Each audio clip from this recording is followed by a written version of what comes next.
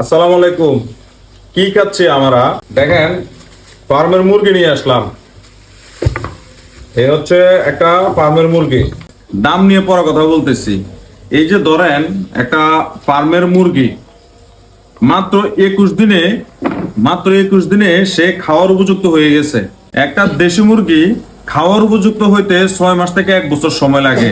তাও 700-800 কেজি পর্যন্ত হয়। 1.5-2 কেজি হওয়া তো মানে আরো একটু টাইম লাগে পরিপক্ক হইতে।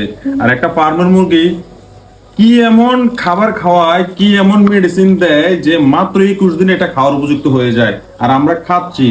এখন তো সব জায়গায় এই ফার্মের মুরগি ছড়াই গেছে। ফার্মের মুরগি ছাড়া আমরা অচল। দেশি মুরগি এখন পাওয়া যায় না। দেশি মুরগি যেগুলা পাওয়া যায় সেগুলা গ্রামের তুলনায় অনেক দাম। গ্রামে যাও একটু লালন পালন করে খাওয়া যায়, ঢাকা শহরে খাওয়া যায় না। এখন আমরা এই মুরগির নামে, খাবারের নামে আমরা কি বিষ খাচ্ছি না? আমাদের কিছু মনে হচ্ছে না বিষ খাচ্ছি? আর না খেয়েও উপায়টা বা কি? আমরা এত দেশি মুরগি পাবো কোথায়?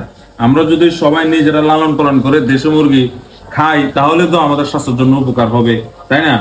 আর এবার আসি দাম। এই যে ফার্মের মুরগি 190 টাকা কেজি।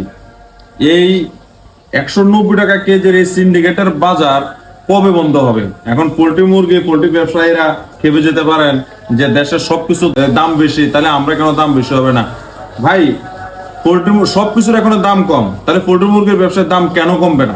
190 টাকা যদি কেজি হয় তাহলে একটা 1.5 কেজি 2 কেজি ওজনের মুরগির দাম হচ্ছে 300-350 টাকা বা 400 টাকা। তাহলে আপনি এবার বলেন যে সবার কি 300-400 টাকা দিয়ে মুরগি কিনে খাওয়া পসিবল না। আর দেশি মুরগি সবাই পালন করে খাওয়া পসিবল না।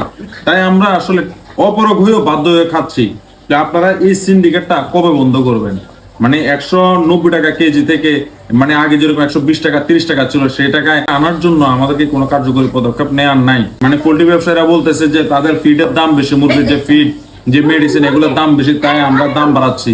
তো এখন আপনারা ওই ফিড, এরপরে যে খাবার, ওষুধ, এগুলোর দাম যদি কমান তারপরে না মুরগির দাম কমবে, তাই না? এই সিন্ডিকেটটা তো দূর করতে হবে।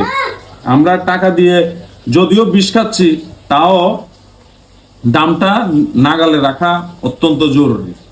তো ভালো লাগলে ভিডিওটা শেয়ার করে দেবেন। আল্লাহ হাফেজ।